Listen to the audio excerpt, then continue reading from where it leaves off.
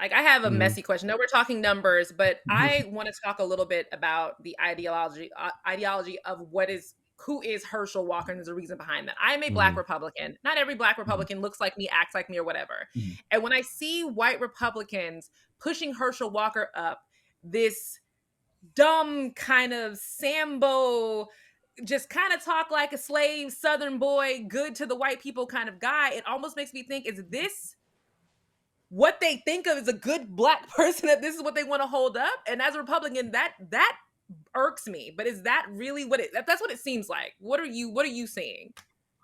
So this is something I did call out like a year ago to some people, especially like more like Democratic politics about politicos in the city. I was like, Herschel Walker is going to be the nominee for the Republican Senate, and everyone was arguing with me up and down about that. But there was a couple things. One of which is the caricature of Walker as he's out there. A lot of that is true. That actually is how he interacts with people. So I think it's not a misnomer.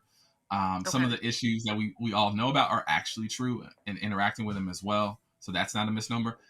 Um, in many ways, I understand what you're saying. For a lot of Black people, it feels almost disrespectful to put someone that we kind of think of as, I don't want to say not polished, but not necessarily representative of what we think is an Stupid. established No, political. stupid. Oh, The word you're you said looking for is stupid. He's not like, and again, I'm a Black Republican. I've seen other Black Republicans. We have the Michael Steeles, the Mia Loves of the world who are out there.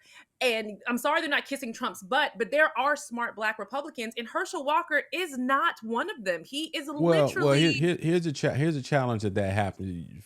They look at you, and even calling him stupid energizes.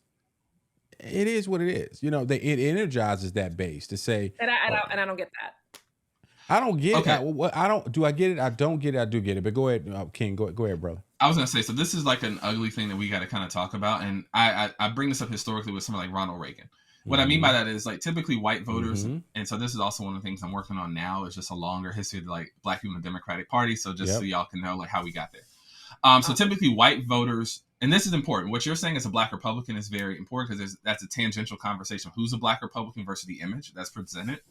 Um, but white voters in general are more comfortable with voting with Black candidates who either reaffirm their stereotypes or don't challenge them on stereotypes. And so we have at Right. least 50 years of data on this. And so Herschel Walker kind of fits in that space where he might implicitly do things that are so caricature, but like for every other Black person, it's signaling, okay, this guy is really just disrespecting our people and disrespecting what we look like.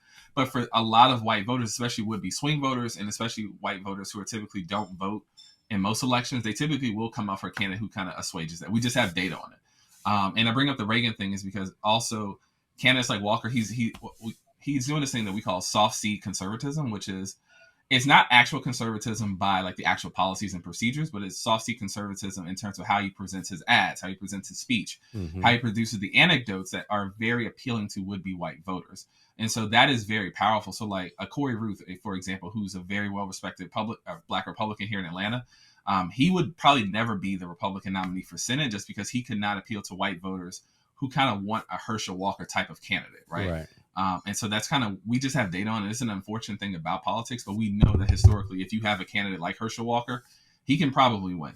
And especially if he's going against a Warnock type of character, which they would consider uppity.